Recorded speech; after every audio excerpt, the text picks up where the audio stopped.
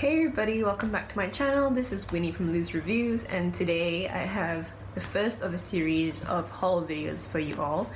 And oh my god, looking at this pile of books, I have way too many, and I don't think I should spend any more in the month of July. But these are all from this bookshop called Kinokuniya, which is in KLCC. They're the famous Malaysian twin towers that you guys see in photos. Maybe I'll insert them here.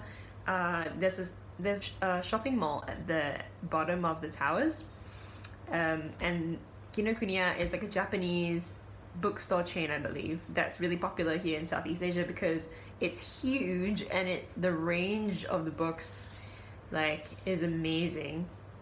I think it takes up half the floor, and every time I go there I end up with a crap ton of books, and all these books were purchased over May, from the end of April to yesterday. Yeah, so yesterday I drove from my office on a Friday night, braving the Friday night jam, traffic jam, and braving the rain to go to Kinokuniya because I wanted to pick up this book I heard from a podcast, which I'll talk about later.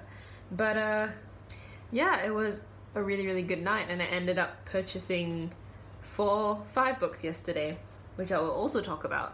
So this is the current pile of books. Oh wait, I still have some more. Hang on.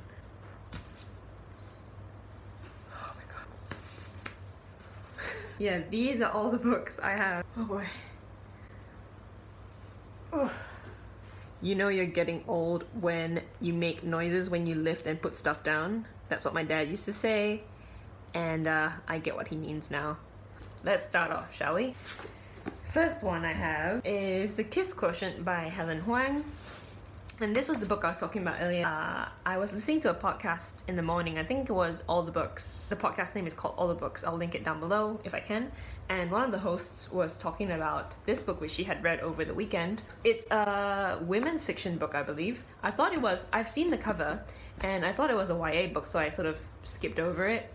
I need to get over passing up genres. Anyway, yeah, this is a women's fiction book about a girl called Stella who has Asperger's, and she's having trouble cultivating relationships, I believe, in her adulthood. She's 30, and so she hires a male escort called, what's his name? Michael Fan, and things get a little steamy from there. Apparently the host said this book was really sexy, and there's some scenes which are super graphic, but yet it's a really sweet, really well written story, she said. So I'm looking forward to reading this, so when I'm in the mood for a little romance. So I'll let you know how that goes in the future TBR if I do get around to reading it. Next in my pile is The Miniaturist by Jessie Burton, and look at the cover, it's gorgeous. I've seen different versions of the cover. I think this is the Picador version, and the cover feels really nice. Anyway, this is by Jessie Burton, who also wrote The Muse, and I heard about this book from a Case for Books channel, and she was talking about The Muse, I think, and also recommended this book if you liked The Muse, which I haven't read, and I'm also meaning to pick that one up. But this one follows 18-year-old Nella, and it's set in Amsterdam in the 17th century. And she's about to begin her life as the wife of a wealthy merchant who buys her a wedding gift in the form of a miniature house, and the story follows it from there. And from what I'm led to believe, I think there's a hint of magical realism in here, and a bit of mystery and historical fiction, which I'm really getting into. Several of the books after this will also be historical fiction. I think I'm on a bit of a kick after reading All the Light We Cannot See by Anthony Doerr, which I will talk about in a later haul. So I'm looking forward to that one. Next, I've got My Name is Leon by Kit the Wall, and I picked this one up because it was talked about on several booktube channels that I've watched, mainly I think Jen Campbell, Lauren the Books, and this one follows Leon and his little brother Jake, who have gone to live with this woman called Maureen, and it's set in 1981. And apparently, from what I've heard, this book tackles racism and life in America in the 1980s, and there's a little bit of mystery surrounding Leon and where Leon and his brother and where his mother is. And I don't know too much else about this book, but I know that it's supposed to be good.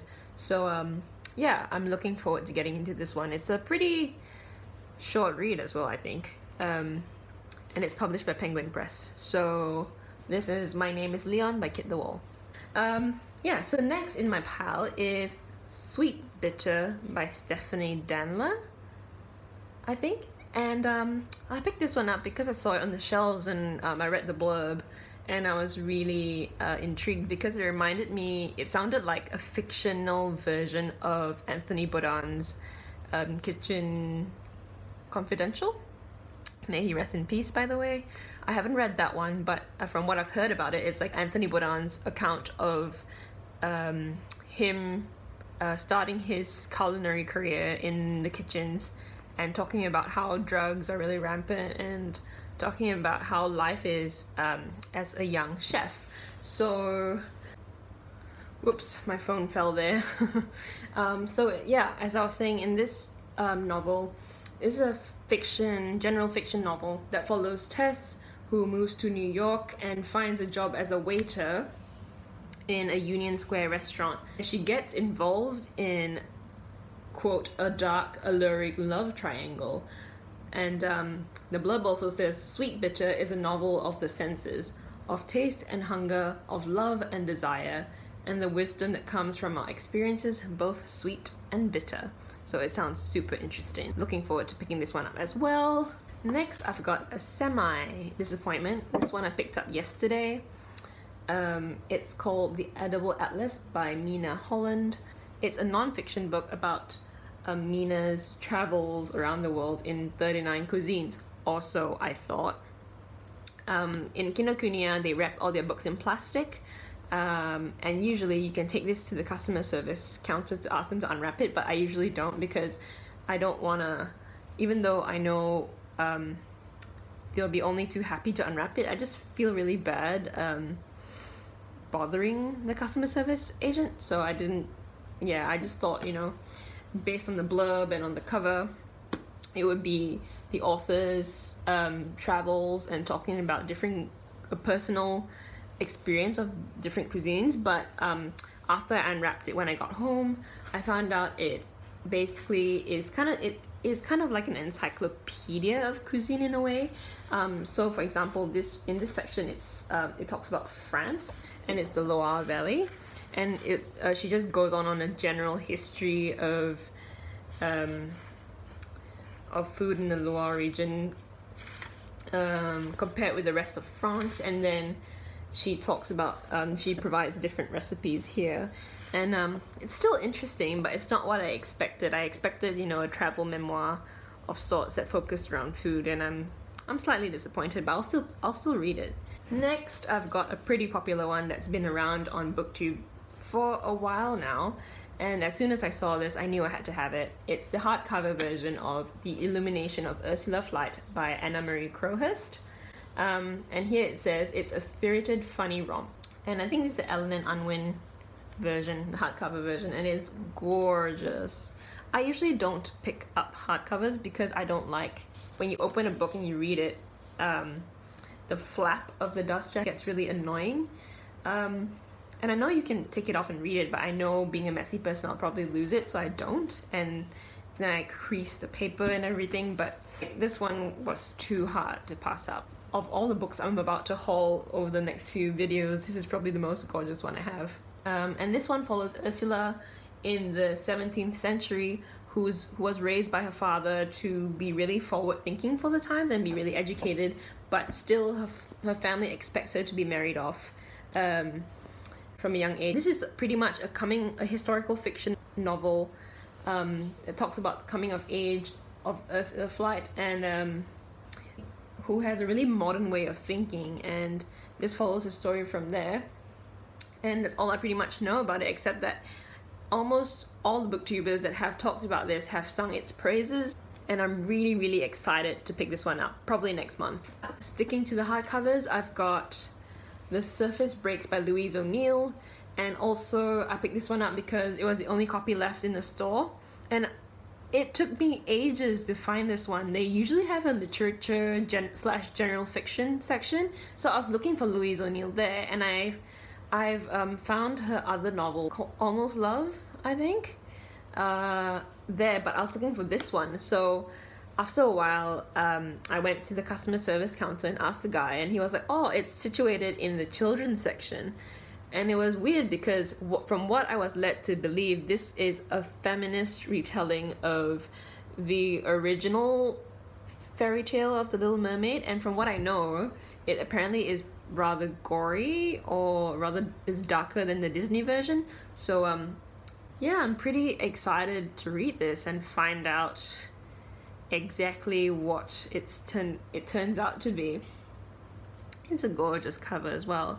And if you get inside, the end paper is turquoise, and the cover of the book is mermaid scales, which I really, really appreciate. I think this is even prettier than the dust jacket. So looking forward to reading that. And if it's really meant to be in the children's section, then I'm really happy for there to be more pro-feminist Malaysian children. Next, I've got The Light We Lost by Jill Santopolo. And I don't think I've seen this one on YouTube too much, or I haven't been paying attention. But I saw this one in another bookshop, published by a different publisher, I think, because it had a different cover, and it was a different thickness. I think it was slightly taller as well. I can't remember who published it. Yeah, I saw this one and I instantly fell in love with the shiny gold.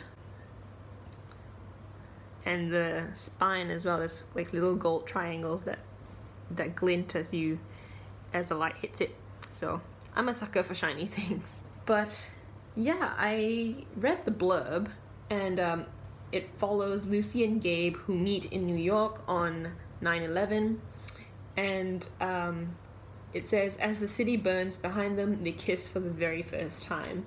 Over the next 13 years, they're torn apart, then brought back together time and time again. This sounds super, super interesting, and it sounds like it's gonna be hopefully a really touching, interesting book with a slight hint of mystery. And it looks like it's going to be a quick read as well, so I'm really looking forward to this. Next, I've got Station 11 by Emily St. John Mandel, and I've heard a lot of people talk about this, and I'm pretty late to the bandwagon, but this is a science fiction novel set in a post-apocalyptic world, I believe, where a virus is wiping out the population in North America, and it follows Kirsten, who's an actress in this traveling symphony that performs Shakespeare plays in the colonies that arise after the population is wiped out, I think. I've been wanting to get into science fiction slash fantasy, and so my friend said this was an easy one to get into if you want to explore the genre. So I took her advice and picked it up, and I was hoping to pick the other cover up, the one with the tent and there's like stars and it's really, really, really pretty, but I asked around and the only copy that the bookshop brought in was this one. And so if I really do like the story when I read it, I'll probably pick up the other book, the other cover, and give this one away. We'll see. This is Only in Naples, Lessons in Food and Familia by Catherine Wilson, and this is a non-fiction travel memoir of the author's journey to Naples, where she meets Salvatore and they fall in love, and she moves to Naples, and it follows her life from there, experiencing life in Italy with Salvatore's family. Yeah, it says in the back here, Only in Naples is a love letter to a city and a family, a coming-of-age story, and a transporting account of learning to live the Italian way. And I love non-fiction travel memoirs like this that is less about adventure and more about moving somewhere and living there for a bit. And I've always dreamed about not necessarily following in these kinds of books' footsteps, but yeah, just moving to Europe, it was such a foreign culture to me, and when I traveled there in 2013 for the first time, I was overwhelmed by how diverse it can be. And I'm really looking forward to traveling Europe again, and I will probably take this one with me if I can resist not reading it until then. Next, I've got a chunker of a book. It's The Toy Makers by Robert Dinsdale. It's another gorgeous cover with the toy soldier here, and this cover really reminds me of the old shopping arcades in some Melbourneian streets. If you've been to Melbourne, it's the arcade on Burke Street. I think it's called the Burke Street Arcade, actually.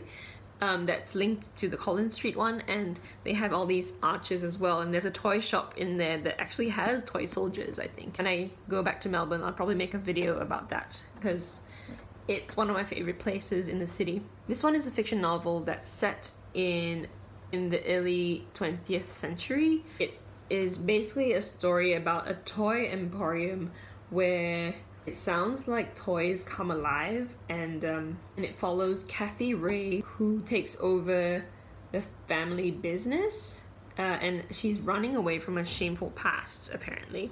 So, and this follows her story from there.